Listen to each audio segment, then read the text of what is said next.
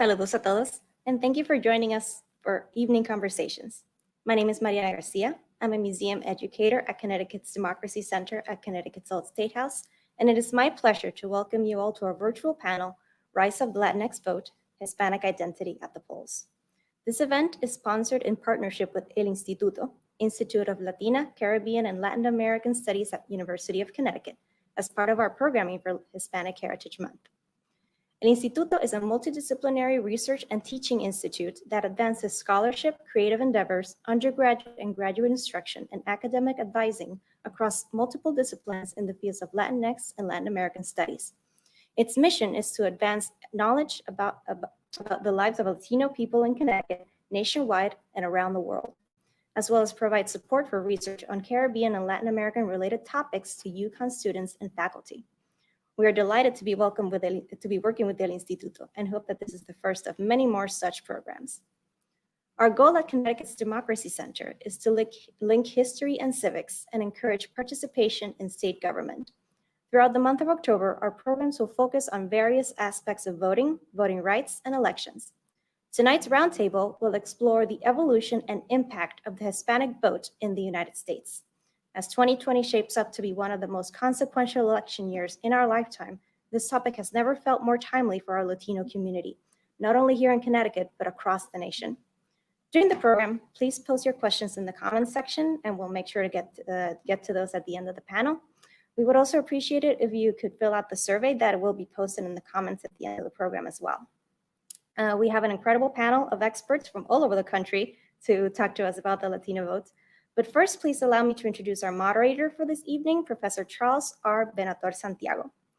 Professor Venator-Santiago received his Ph.D. from the University of Massachusetts in 2002. Now he is an associate professor at the University of Connecticut, where he holds a joint appointment in the Department of Political Science and El Instituto, where he teaches courses on U.S. territorial law and policy, public law, Latinx politics, immigration law, and political theory. Bienvenido, professor. Thank you and welcome. It is my pleasure and honor to be assisting, or rather moderating, this panel. We have a wonderful panel of experts and really interesting writers and scholars who are going to share some thoughts on the rise of the Latinx vote and the implications for these upcoming elections and future. So without ado, let me give you an introduction to this wonderful panel of 5 scholars and politicians. Our first panel speaker is going to be Professor Benjamin Francis-Fallon, who's an associate professor of history and director of social science education at Western Carolina University.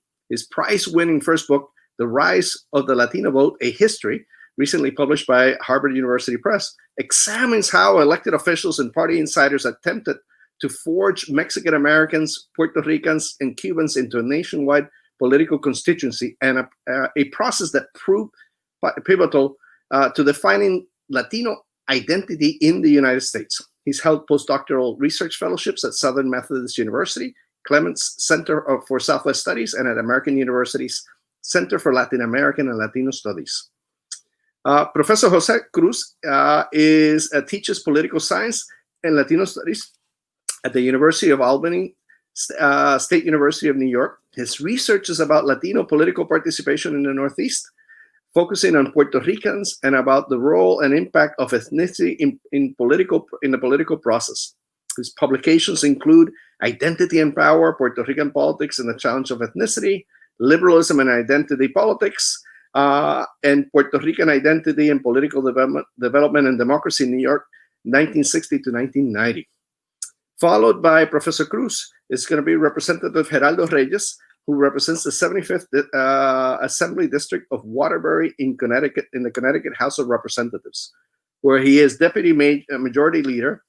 In addition, Representative Reyes serves as the current Vice Chair of the Connecticut Legislative Black and Puerto Rican Caucus, which formed in 1976 to promote and assist minorities in becoming more actively involved in the political process.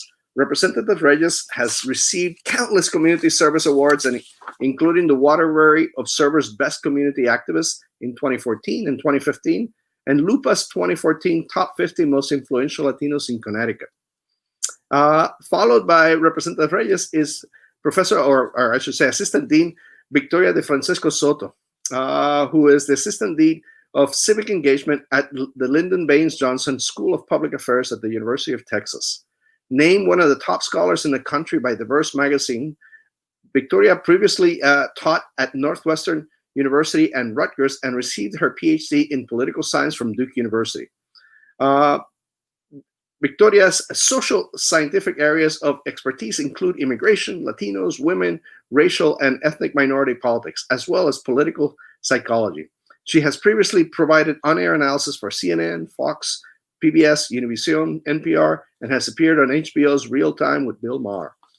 And finally, our fifth speaker is going to be Representative Cristopher Rosario, who represents the 128th Assembly District, which covers the East Side and Hollow neighborhoods in Bridgeport, Connecticut. He currently serves as Deputy Speaker and on the Appropriations, Insurance, and Real Estate and Transportation Committees. He is the former chair of the Black and Puerto Rican Caucus and also serves on the Hispanic Heritage Committee, which celebrates Hispanic Heritage Month in Bridgeport by coordinating activities, events, and workshops which promote the rich culture and traditions of Latin American countries. So without further ado, we've asked the presenters to give us or make some comments, brief 5-minute presentation, and then we'll open it up for further questions and conversation. Thank you. And we'll begin with Professor Fallon.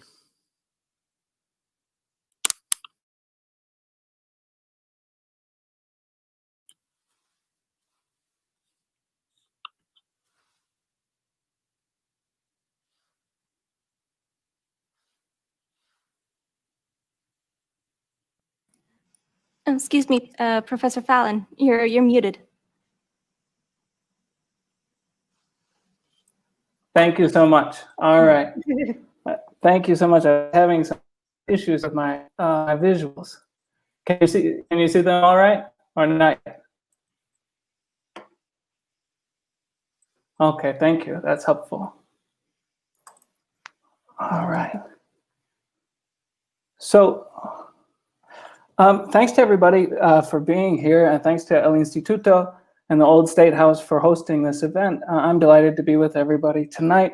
Last year, I published this book called The Rise of the Latino Vote, and my job is to talk about, just that tonight. So how did the diverse populations in the United States of Mexican Americans, Puerto Ricans, and Cubans, to mention other U.S. residents of Latin American origin, actually come to be seen as one political community? And far from just being a product of simple demographic change, the Latino vote was really painstakingly created over many years, decades even. And the outline of the Latino vote first came into view in 1960. That's when Mexican American Democrats, led by a Los Angeles City councilman named Edward Roybal, set up a parallel organization mobilizing voters for presidential candidate John F. Kennedy and his running mate, Lyndon Johnson. These were the Viva Kennedy clubs. Now, while rooted in the Southwest among Mexican Americans, Viva Kennedy soon came to include Puerto Ricans as well.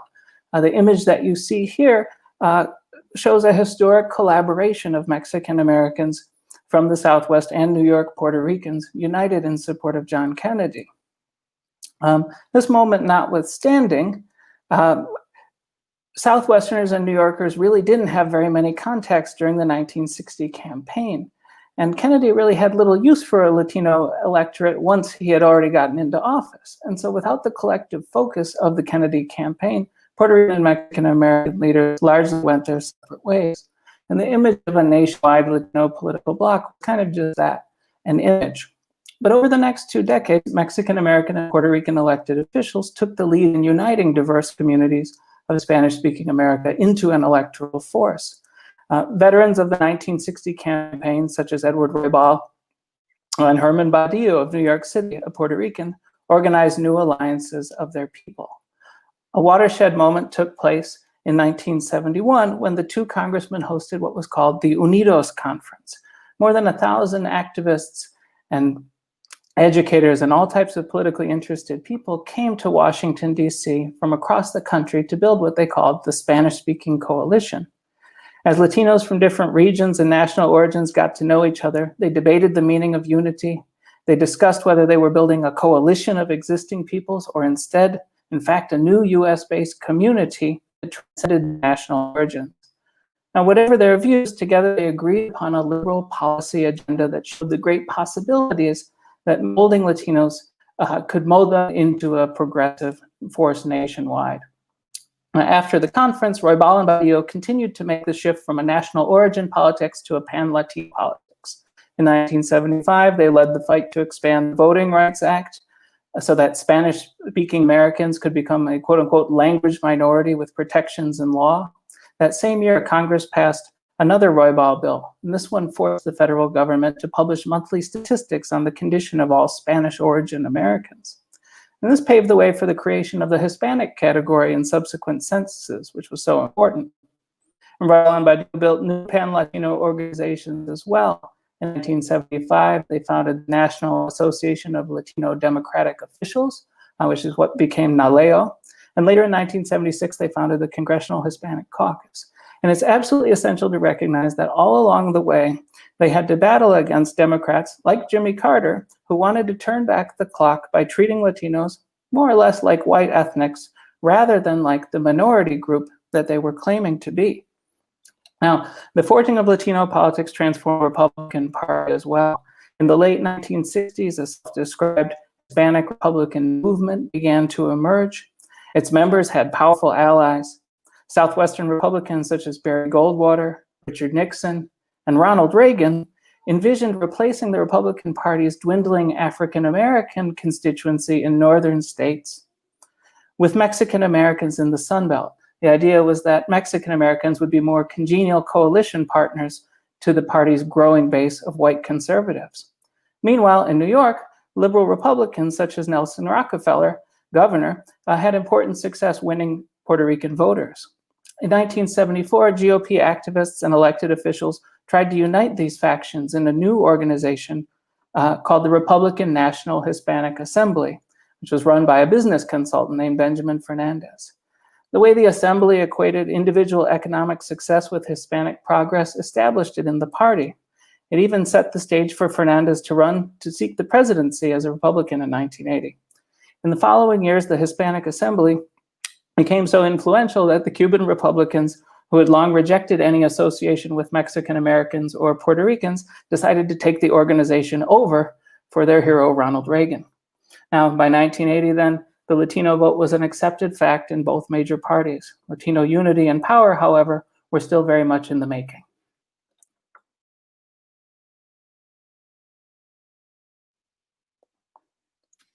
Thank you. And let me follow up with Professor Cruz. Thank you very much. Well, following up on Professor Francis-Fallon presentation, let me focus on this particular question, which has to do with the diversity of the Latino population in the United States. And it's a question that has to do with whether that diversity is an obstacle for the characterization of the collective political behavior of these groups as Latino politics. So the more specific question is whether a focus on national origin on the part of Puerto Ricans and Cubans and Mexicans and others as a means of identifying themselves prevents the development of a Latino political agenda. And the answer to the question depends, to begin with, in what the word focus is understood to mean. If focus is understood as a state or condition that permits a clear perception or a clear understanding of something, then I would suggest that a focus on national origin can be the source of a clear perception and understanding of policy preferences that are shared, of needs that are shared by all Latinos, leading to the development of a common political strategy. If focus is understood in the sense of a type of identity politics in which the only interests that matter are the interests of the reference group, of each reference group, in disregard of the interest of anybody else, then from that vantage point, then yes, it would be very difficult for Latinos to become a cohesive political group. But the reality is that not only is that not the only type of identity politics that one can conceptualize, but it's for the most part, in terms of the American experience, not the type of identity politics that typically has prevailed, at least amongst subaltern groups. So that if we understand identity politics as an approach in which national identity is the reference point for the aggregation of interest, as opposed to just the articulation of interest, then that process of aggregation can serve as a political platform guiding political behavior that can be based on purposive collaboration, on coincidental collaboration, or political behavior that advances the interest of one particular group while simultaneously serving the common good. Seen from that point of view, the diversity of the Latino population could be seen more as an asset than as an obstacle for unity and for cohesive political behavior. In fact, this is actually what's been happening for quite some time amongst Latinos, despite appearances to the contrary. And it is the fundamental thesis that Alan Yang and the late Rodolfo de la Garza demonstrate in the recent book, Americanizing Latino Politics, Latinoizing American Politics. That Latino groups for quite some time have been demonstrating the capability of working together towards the realization of shared political goals. Thank you, Professor Cruz. So our next speaker is Representative Geraldo Reyes. Please.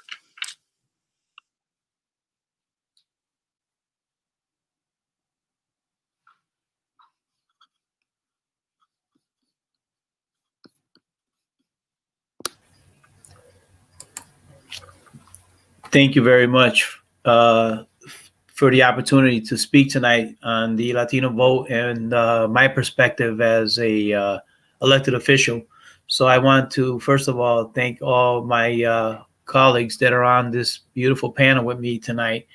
And I find it very interesting because I've been watching the transformation over the last 20 years. I've only been in politics elected or appointed only the last 10 years. But I've been involved in the community as an activist and somebody behind the scenes for over 40 years. And as our numbers continue to grow as a voting bloc, I find it very interesting that everybody wants to take the Latino vote and throw it all in one collective pool. And as some of my colleagues have already mentioned tonight, there's a Cuban sector, there's a Puerto Rican sector, there's the Mexican sector, there's the Venezuelan sector, the Colombian sector. It's incredible how diverse this Latino bloc really is.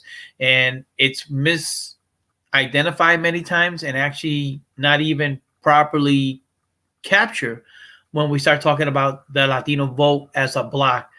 This year, we will have a large impact on the outcome of the elections for 2020.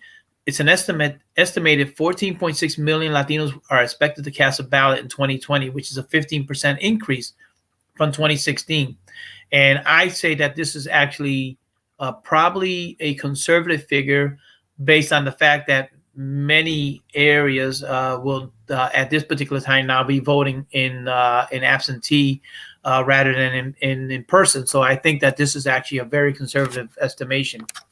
But I wanted to point out that as a person that's been boots on the ground, behind the scenes, not only a campaign manager, but to this particular date now where I'm actually an elected official, I've always felt more so in the latter years than now, but still to a little bit to a degree right now, that the Latino vote is normally taken for granted, and at many times it's reached out only as a last-ditch effort when people didn't put it in their strategy to begin with. And I always say, if you looked at the numbers and looked at the increase year over year, election cycle over election cycle, you would see that the largest voting bloc has been growing at a rate faster than any other race is the Latino voters. So to that end, I think that we are, I won't say take it for granted, but I say that we should be more on the playing field when they're in strategy mode and when they're actually funding. And I believe that many of the Latino boots on the ground operations are majorly underfunded. I gotta say, I have to say this because it's something that I share with Mariana, but I'm a very proud Puerto Rican, and I am really actually offended by the word Latinx. I don't use the word at all. I don't say to anybody that I'm Spanish, I'm not Hispanic or Latino. I tell everybody I'm Puerto Rican and an American. So it's something that we commonly use, and it's being used to appease a very small percentage of Latinos, more so millennials.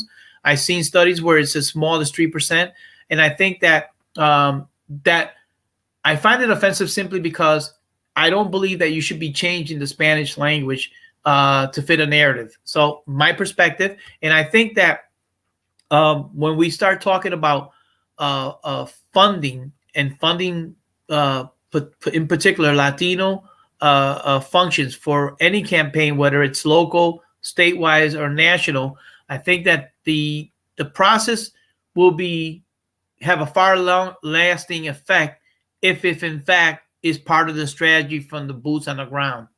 And I have to talk a little bit about the politics in Puerto Rico, for example, where I just seen recently that the governor Wanda Vázquez Garcia just endorsed President Trump, and it ironically comes a couple weeks after he infused the island with a $13 billion relief package that was promised way back when Hurricane Maria actually hit the island. So the island, unfortunately, went through the trauma, still has some recovery issues. There's still many folks that aren't getting the medical attention that they needed. And I find it interesting that the assistance comes a few months or a few weeks before the actual election here on the mainland.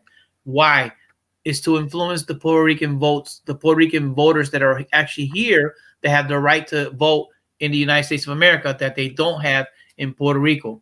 And I think that, at the end of the day, good for Puerto Rico, but it's, again, playing politics with people's lives. And I don't particularly care about that particular aspect of politics. But the Latino vote is very interested. I'll give you a couple of states that I'm watching very closely. Pennsylvania, which I think will have a huge turnout with Puerto Rican voters. And I think this year will be the Democrats will win that state. And in 2016, it was just barely lost. And the reason I think they're going to be able to pull that out is because of the Latino vote. The other state that everybody's watching very carefully, which is the one that Mr. Bloomberg infused $100 million into, is Florida. And in the middle of Florida is pretty much the shape of the outer shape of Puerto Rico there. And it's pretty much become little Puerto Rico. So it's very interesting how they're going to pit Latinos against Latinos, which is basically the Puerto Ricans from Central Florida against the Venezuelans and the Cubans from Southern Florida. And it's I find this dynamic very interesting. And again, we're talking about the Latino vote, and here are two voting blocks, both Latinos, in opposite camps. And it's not what people are normally used to. This is not 1940s, 50s, where all the Latinos were Democrats. This is a well-diverse, well-educated, assimilated group of Latinos who have joined every part, left and right, and everything in between. And as a couple of the professors have already eloquently pointed out, very much assimilated into every part of government. And I believe that it's at the end of the day, we are going to be stronger for it and be taken far more serious than we have in the past. And I believe that the winner of this particular important election in November will be heavily influenced by the Latino vote. And I can't wait to hear the rest of the dialogue this evening. And I really want to thank everybody for the opportunity. Thank you, Representative Reyes. And let me welcome also Dean DeFrancesco Soto. Gracias. Greetings from Texas, everyone. So I'm going to dig in a little bit more into the politics of here and now. My historian colleagues on the panel set up the context beautifully of how the Latino vote came to be. And I want to start off with the bad news. Let's get the bad news out of the way, and then we can talk about the good news. So the bad news is that Latinos have the dubious honor of having the lowest turnout rates, right? So let's go back to 1980 when we were kind of more of a sizable electorate. There have only been 2 instances that we reached the 50% mark. That was Reagan's reelection of 1984, and that's a story for a different time, and Bill Clinton's first election in 1992. Ever since then, we haven't cracked that 50% threshold, while we see our white counterparts, our Black voting counterparts at 60%, plus we have not cracked that. So this is very frustrating, because while we see this inability to crack that 50% mark, we've seen the Latino population grow exponentially. I mean, to give you a point of reference, in the 1960s, Latinos were less than 5% of the population, and mainly concentrated here in Texas in the Southwest and a little bit in the Northeast, but that was about it. And since then, we've come to where nationally we're almost 20%. And in certain areas, California, Texas, New York, Florida, you see Latinos reaching almost the 50% threshold. So that's the frustration. That's the bad news. That's why I'm going to say this. I know it's going to irk a lot of people, but that language about the sleeping giant, you know, they're growing, they're growing, they're growing. What's happening? Why aren't they voting in greater numbers? Well, look, there are a couple of reasons for that. I'm not going to go into details about that, but essentially it boils down to the fact that there are many Latinos who are of immigrant descent. We know from political science, if there's one thing we know, that folks with fewer resources are less likely to turn out and vote. And one comment that Representative Reyes said just momentarily really hit me, because it is key in this. We're not brought to the dance. You know, maybe last minute they'll call us up and say, hey, do you want to come dance with me? But by that point, you're not really engaged. So I think one of the biggest issues of why that sleeping giant hasn't awakened, which again, I don't think it's about awakening, I think it's a slow and steady pace, is that the Latino population has not been actively recruited in. So that's the bad news. I'm going to stop with the bad news. The good news, and this is, you know, in 2018, in this midterm election, I saw a glimmer of hope. And I'm not Pollyanna when it comes to the numbers and to turnout rates. I call it like it is. But in 2018, we saw record turnout across the board, but in particular with Latino. I mean, turnout like we'd never seen, where it almost rivaled in a midterm election. It almost rivaled presidential turnout. So I think that the Latino community is starting to get more engaged. we're starting to see more Latinos of our own come into office at the local level, at the state level, at the national level. So when we see more people who look like ourselves, that is also important in bringing us into the political arena. The last point I want to touch on is that of issues.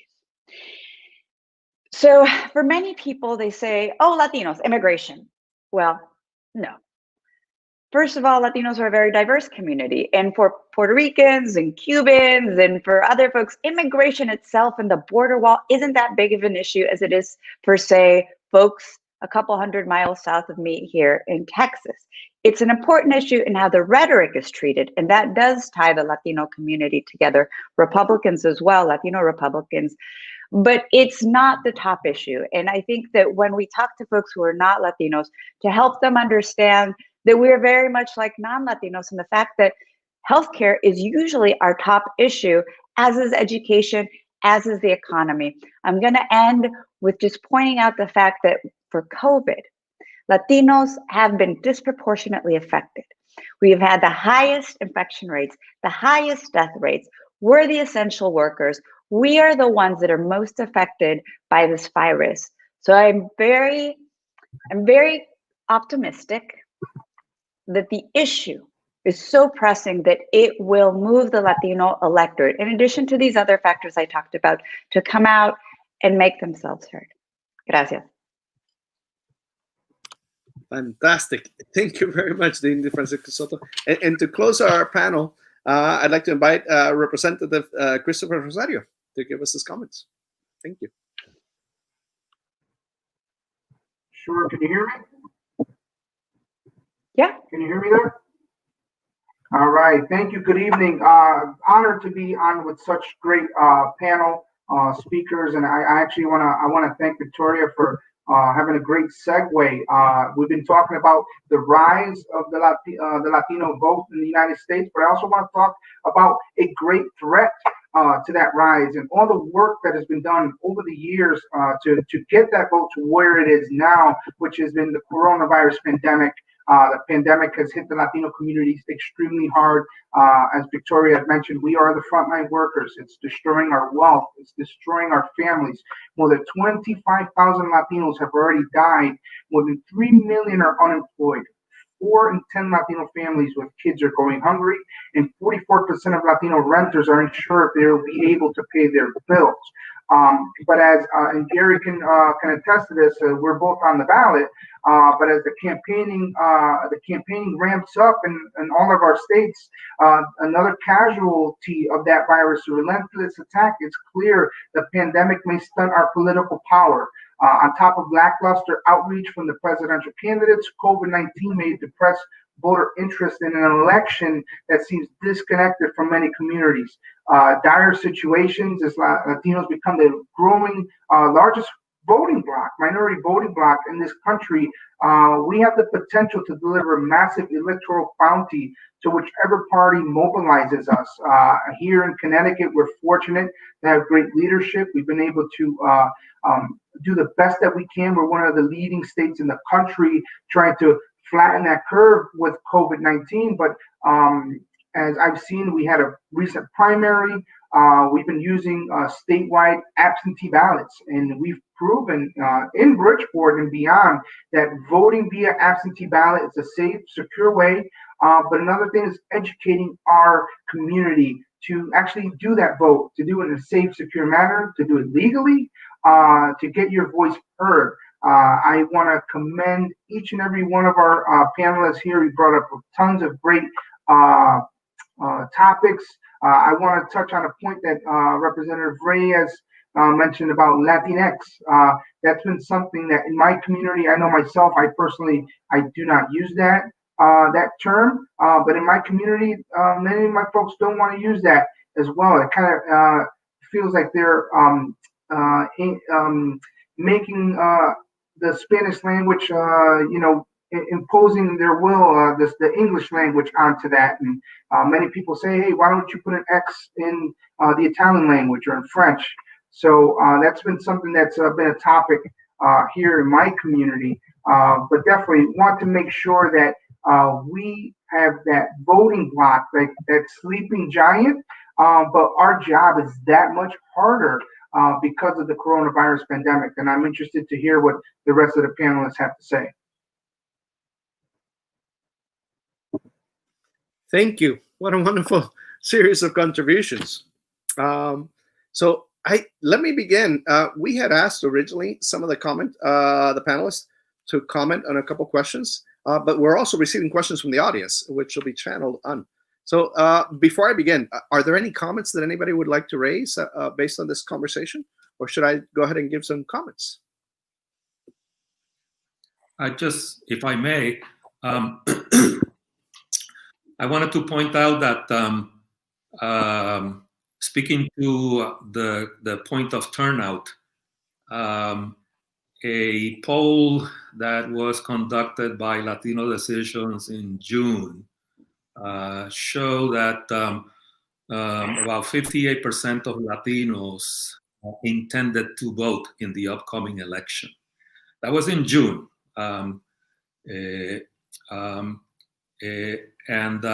at that point, the percentage of Latinos that favored Biden versus Trump had increased significantly, all the way up to 67% versus 21%, as a result, in part of the effect of COVID on Latinos, and not coincidentally, the biggest issue amongst Latinos in this June poll was healthcare.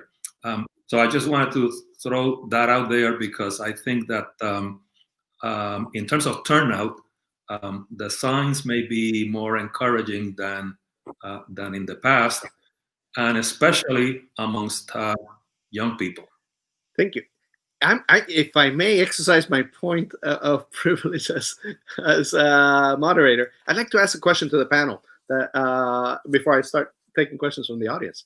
One of the things that we saw in 2016 and in 2018 was increased voter registration and voter participation among Latinos. At the same time, during the COVID times, what we're seeing, and I'm seeing this here in Connecticut and New York and Massachusetts, and I witnessed this after Maria with Puerto Rican, is consolidation of families because of the crisis. The economic impact has been serious on a lot of Latinos and Puerto Ricans in particular. So you're having a lot of families that are essentially coming together in multi-generational households.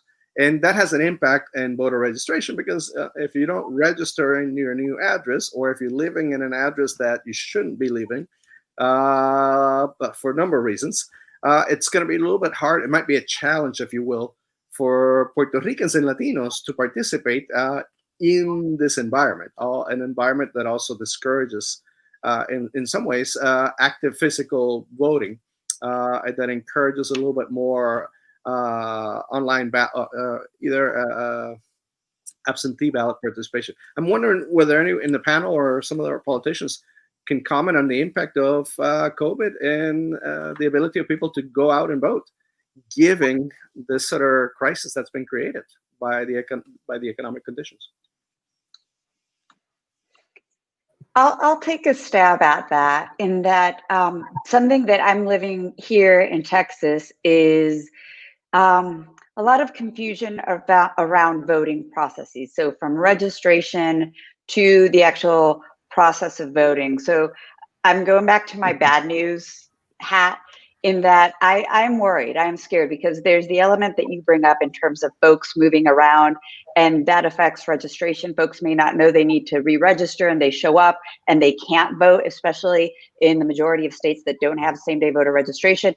And then you drag that out to election day, or actually voting, and you're starting to see shenanigans. We're going to have a bunch of early drop-off sites where you could take your ballot if you voted absentee and leave it.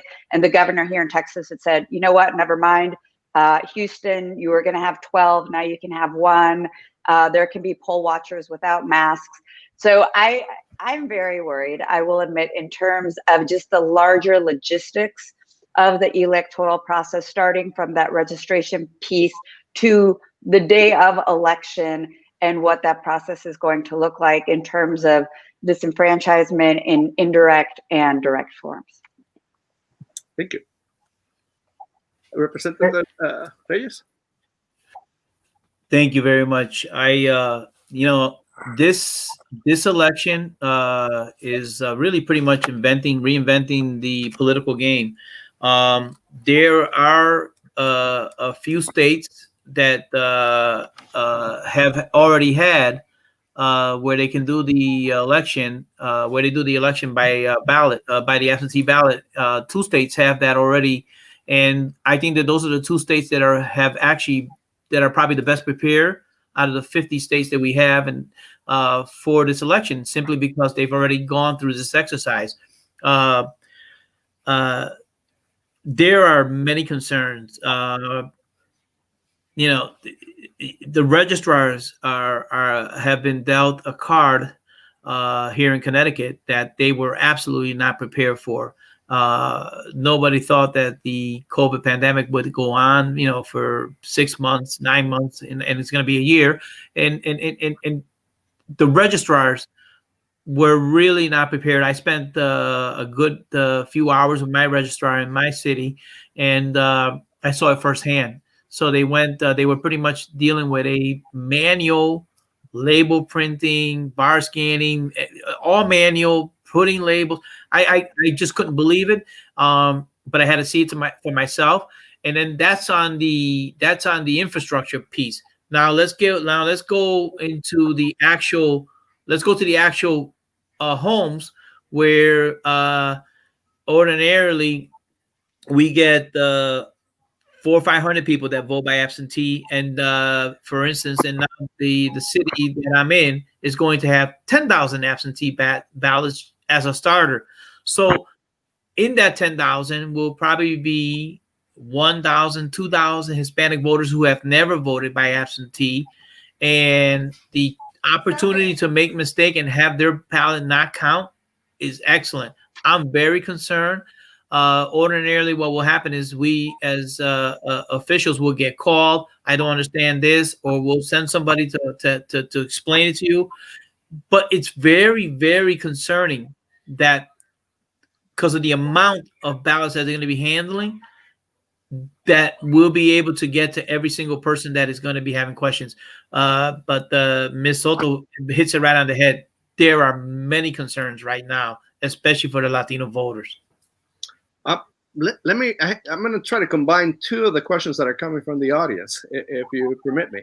One of the questions is, has anything changed in Puerto Rico after or post Maria, and the political sort of beliefs of Puerto Rican voters after Maria? And related to that is the question of whether the fact that island Puerto Ricans can't participate in presidential elections because Puerto Rico doesn't have an electoral college. Does that have an impact in the Latino political sphere? And I guess put into the questions is, in my mind, is the question of whether Puerto Rican island politics have a role to play in Latino politics in the mainland. I don't know if anybody wants to take a stab at that. Well, I have spent most of my career trying to disentangle Puerto Rican politics in the United States from Puerto Rican politics in Puerto Rico. Historically, there's been many instances in which that link has been there.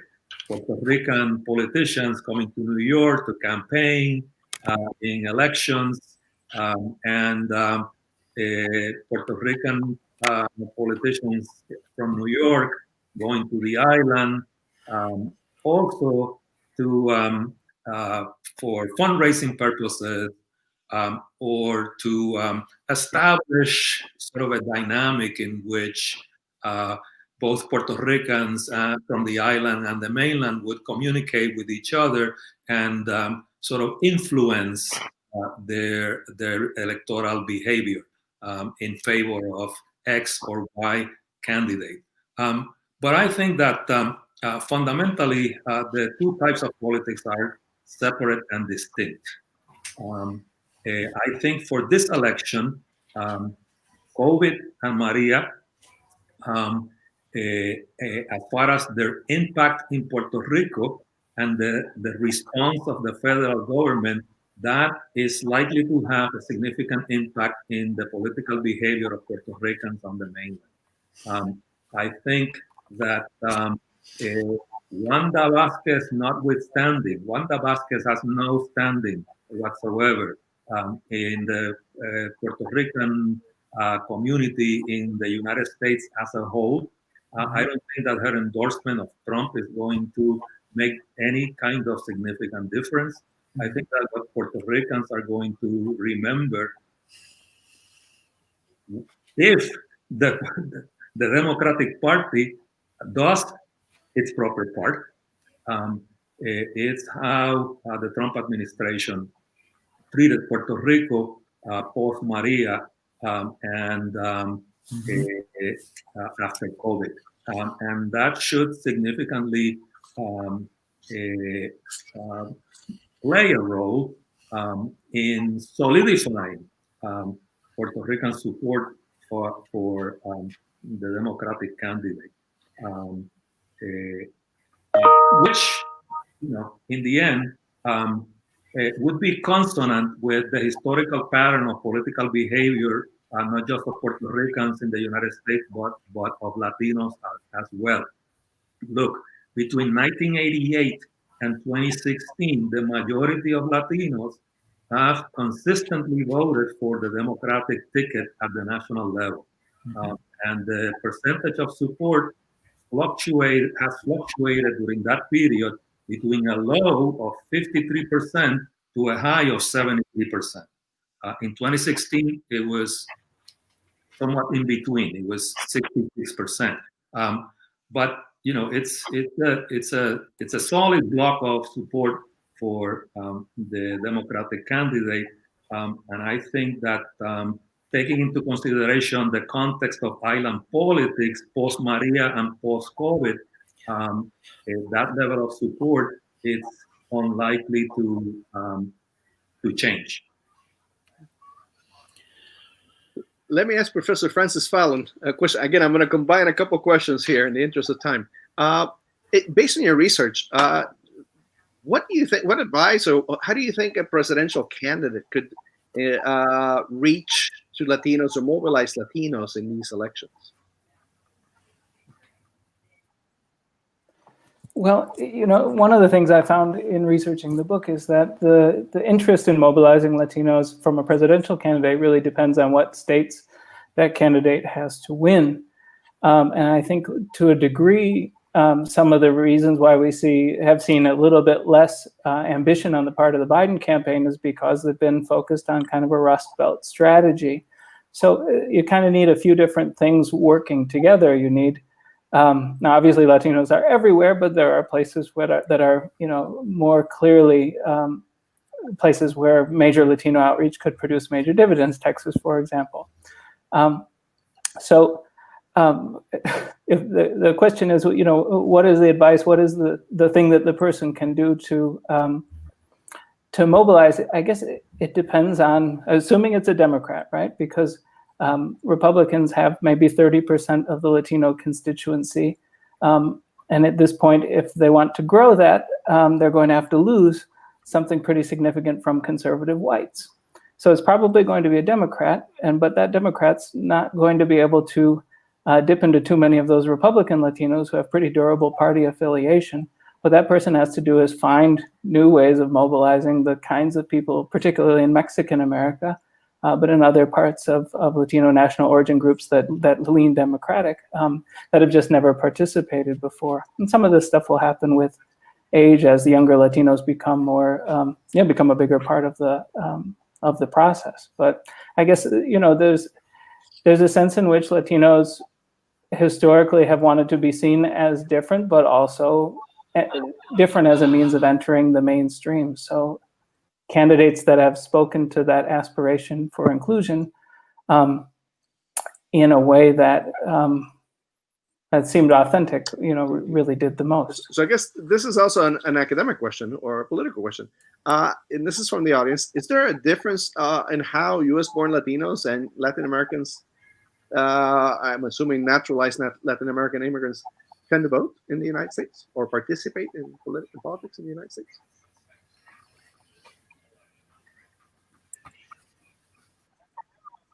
I'm going to leave it to the audience. Was that for me or was that for someone else? Take it first step. Okay. I would defer to colleagues who have more experience in Latin American politics. I would just take a stab at the Latin American politics. We're entering a very interesting time in the Democratic Party where they believe that the Democratic Party is swinging too far to the left, and the socialist part of the Democratic Party is now exponentially and loudly letting their voice be heard, and it's actually scaring some Democrats, and especially conservative Latino Democrats. They don't see the total benefit of those socialist opinions or socialist ideology coming from when you're dealing with people who are in this country from the failed policies of Cuba, Venezuela, and other Latin American countries, and when they come here, they're saying, hey, be careful how far left you go. So we're at a very interesting crossroads. So that question is really an important question, and I think that how you would approach a Latino from one of the Caribbean islands would be different than how you would approach somebody from Cuba or somebody from Venezuela, where they've had failed policies, and that's also why they're in this country. I'll take a 2-second stab at that on the heels of Representative Reyes, which is that we know from data that Latinos who are closer to their immigrant experience, namely that they themselves have just immigrated or that their parents came and they're born here in the United States, tend to be a little bit more socially conservative. That doesn't necessarily mean that they'll vote Republican, but a little bit more pro-life, a little bit more leaning toward family values. So in terms of ideology, we have seen those differences bear out. But in terms of the foreign policy realm, there's a very clear division depending on what Latino group you're talking about with regards to country of origin. Thank you.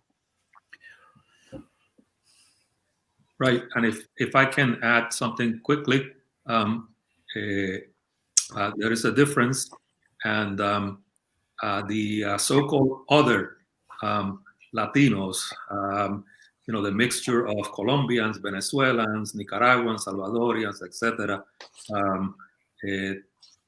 tends to be more conservative politically than Puerto Ricans or Mexican Americans. But most of them are not able to actually participate in the political process because they are either they might be undocumented or are just residents and not necessarily naturalized. So we're running short on time, unless there are more comments. So let me also take a point of privilege here and ask one more question. If you were to advise Latinos who want to participate in the political process, particularly younger Latinos or Latinx populations, how would you encourage them, or what would you suggest to them are reasons for them to vote and participate in this upcoming elections? And this is an open. Well, if I could take a stab at it, I would just say, especially to those younger voters, I consider myself, one of the younger. I'm in my early 40s, but we all were young ones. So I just say, do your research, do your homework on your candidates. What are the issues that are important to you and to your community, to your future, and make sure that you support those candidates that believe in that future and will vote in that direction. That's my important message to the younger voters. Make sure you register, you stay involved. And it's important to vote in these presidential elections, but make sure you go all the way down to your state representatives, your registered voters, and more importantly, those off elections, those local municipal elections. Those are the ones that are where the rubber meets the road and can really make those changes in your day-to-day life. My wishful thinking in this regard is that political parties should play a much vigorous role in the process of mobilizing the electorate. American political parties over time have become very weak in that regard.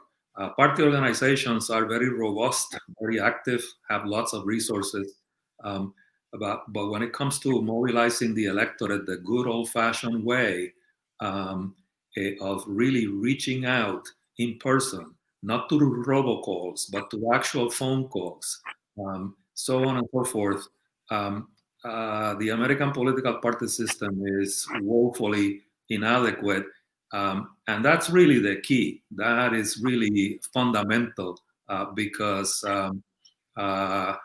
it's just not right and not even realistic to place such a high burden on personal responsibility and individual initiative for voters to have their say in the political process. But,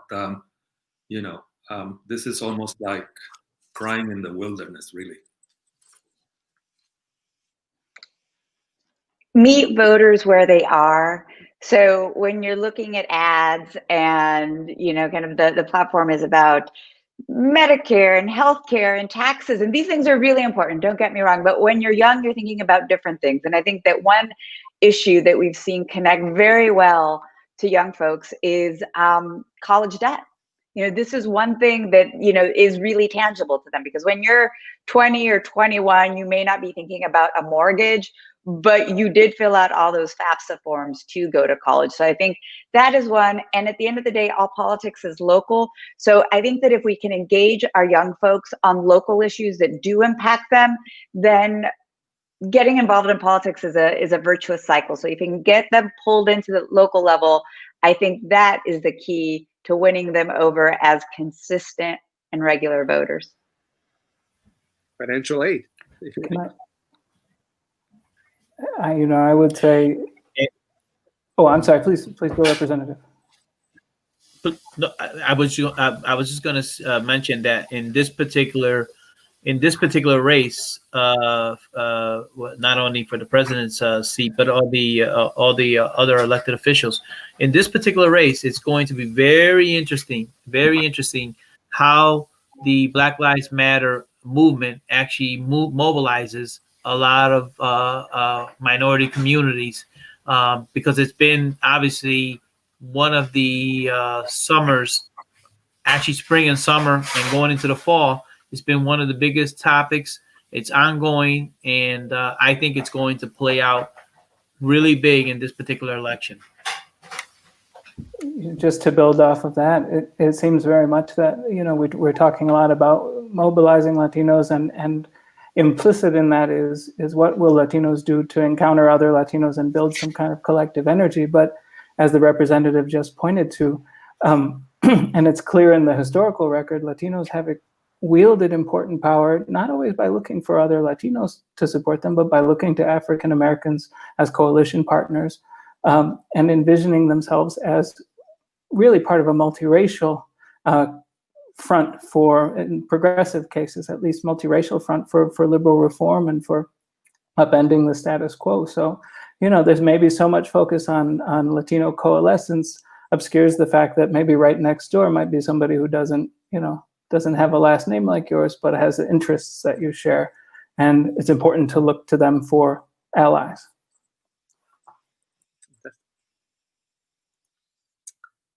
So I think we're running a little bit out of time, and I'm not getting new questions. Are there any parting thoughts that members of the panel would like to share?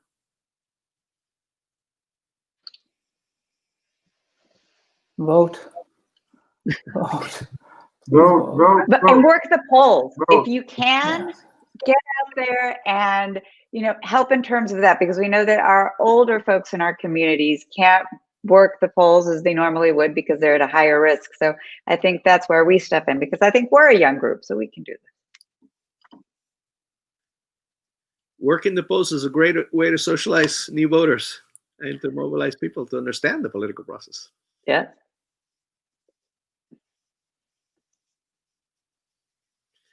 Bueno, Mariana, I pass it on to you.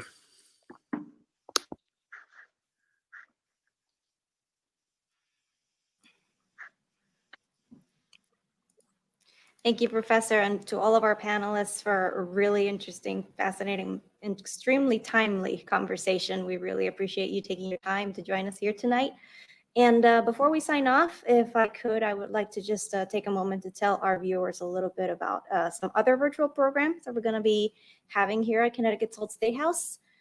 We have a virtual election cake decorating contest going on. So if you plan to do any baking before the election, do check out our events page to see how you can enter and maybe win a prize. We'll be accepting entries until October 26th. On October 14th, which is next Wednesday at noon, we have the third and final part of our 2020 Census Count Me In series. We'll be joined by Bridget Quinn Carey from the Hartford Public Library, Chris George, who's the CEO of Integrated Refugee and Immigrant Services, and Dr. Balil Dabir-Saku of the University of Hartford for a look at some of the controversies and debates that have been surrounding the 2020 census, which, by the way, you can still fill out, check online if you have not yet. This program will be moderated by Diane Smith. And finally, on October 15 at 6 p.m., we have our next Encounters program titled From Suffrage to Election, Women Making Their Voices Heard, where we'll be joined by Patty Russo from the Women's Campaign School at Yale, Connecticut Representative Gail Lavielle, and Kathy Fisher from UConn's Women's Center, who will be talking to us about women in office. And I encourage you to also take a look at El Instituto's Facebook events page. They have an event on October 15th at 1 p.m. It's called Whose Heritage, What Heritage? Caribbean, Black, and Decolonial Feminist Confrontations Against White and Heteropatriarchal Supremacy, which will feature a conversation with La Colectiva Feminista en Construcción. So thank you so much to everybody for joining us tonight. It has been a pleasure to have you. If you have the time, please do fill out the survey that will be on the comment section on the video. And thank you to our speakers and also to Professor Venator-Santiago for moderating and to El Instituto for your partnership. We hope to see you again soon. Y buenas noches. Buenas noches.